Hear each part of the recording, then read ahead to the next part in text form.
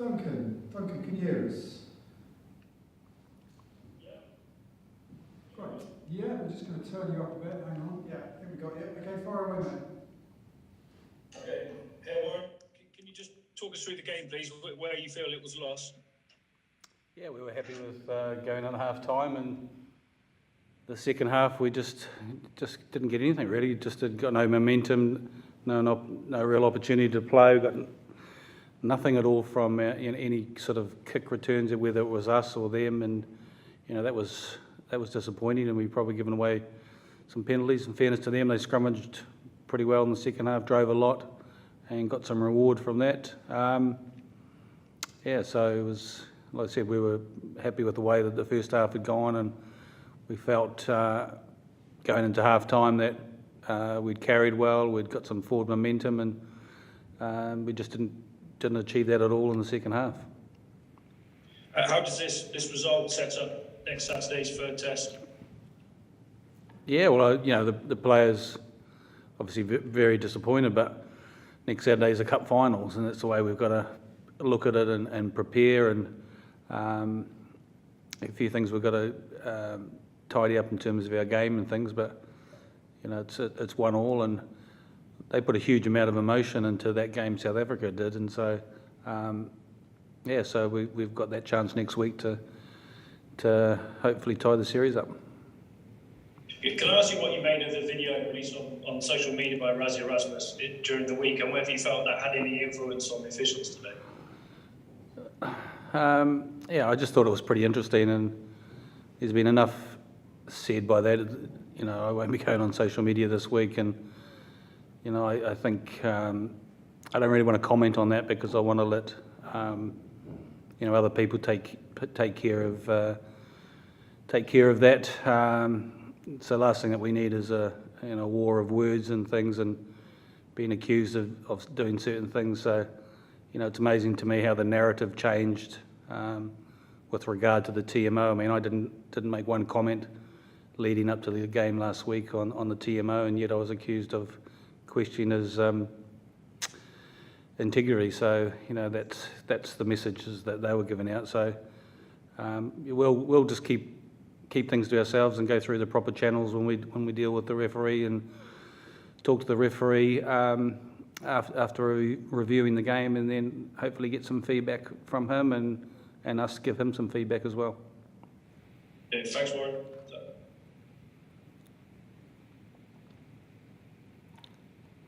Gareth? Okay, Gareth, let's go to Murray then. Hey Warren, can I just ask for your opinion on the Cheslin Colby yellow card? Did you feel that was a fair sanction? Like I feel, I'm not going to comment on the referee's decisions. I mean, we'll have our meeting with the referee this week and see what the assessors come back with in terms of their decision, and then get some, find out what it was. It didn't look great from where I was, but he decided it was a yellow card decision. Can I just ask you about selection then for next weekend? Like, did you feel some guys maybe didn't put their hand up as much as you would have liked, and will you consider a few changes?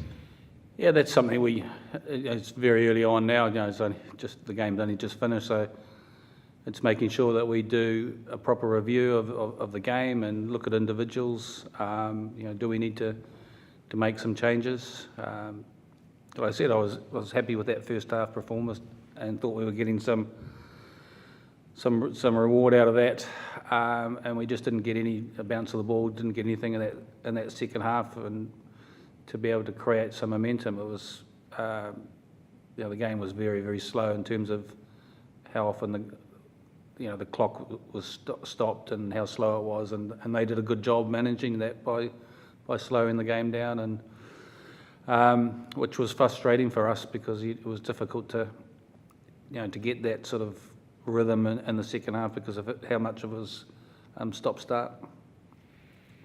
Cheers.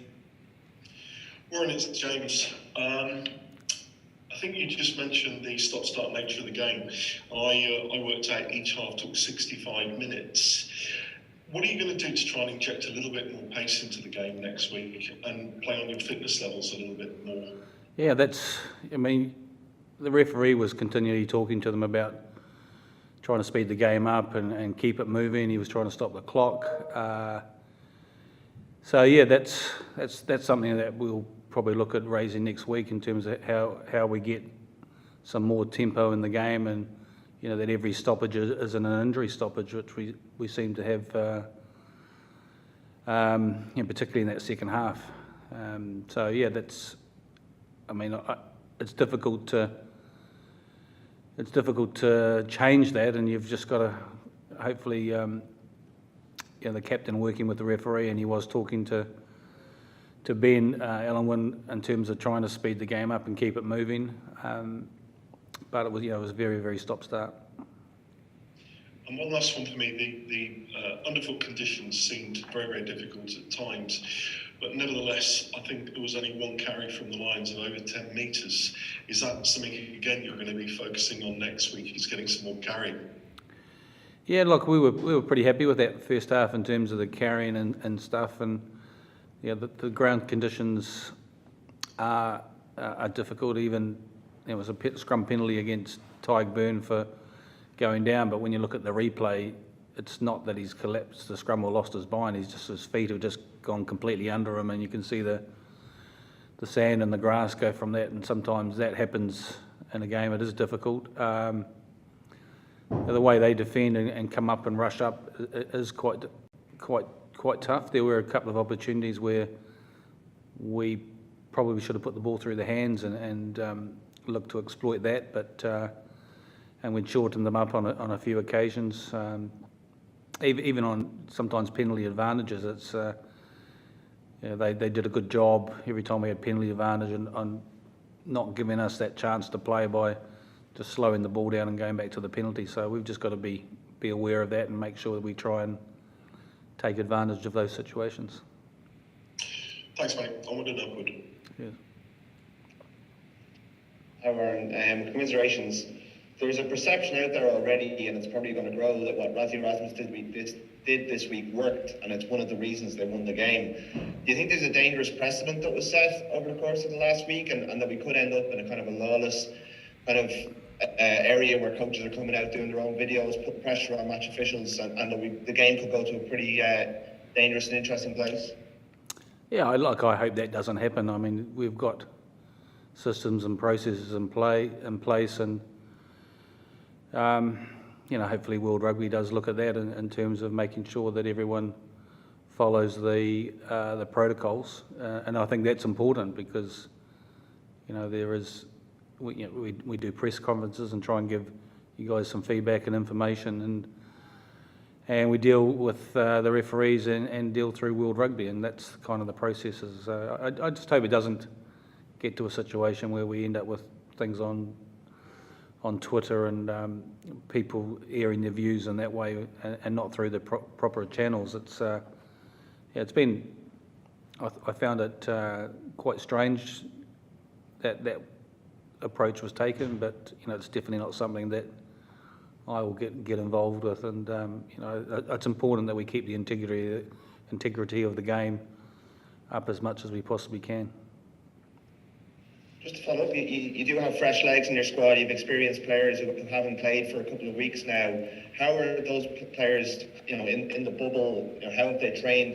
And is there potential that some of those guys might come in and make an impact, having not had any involvement in the Test series today? Yeah, look, I said selection has been really, really tough, and there's a lot of players in the squad that it was a toss of a coin in terms of who we selected and who we didn't, and that's credit to the players and the whole squad have worked really hard, and the non-23 did a great job this week in terms of helping the players prepare, and we'll spend the next couple of days, like I said, reviewing the game and then looking at what we think is the best 23 to put out, and whether that's some fresh faces that haven't been involved in the first two games. We have got lots of options in terms of bringing guys in to give us some energy, perhaps, or some momentum as well. Hello, Owen. Can you hear me now? Yep. Great. Okay. Well, were you surprised at how the aerial battle went, given how much change you got out of them in the second half last week? And you've got someone like Liam Williams who's a bit of a specialist in your squad. Will he come into the equation next week?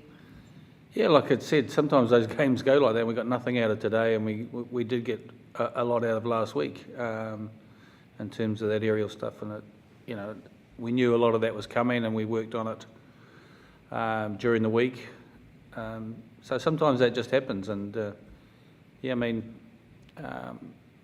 obviously Liam was disappointed, and he's one of those players that will come into contention as will others as well. Or do we put that same team out and give them a chance to redeem themselves? So those are the conversations we'll have over the next couple of days.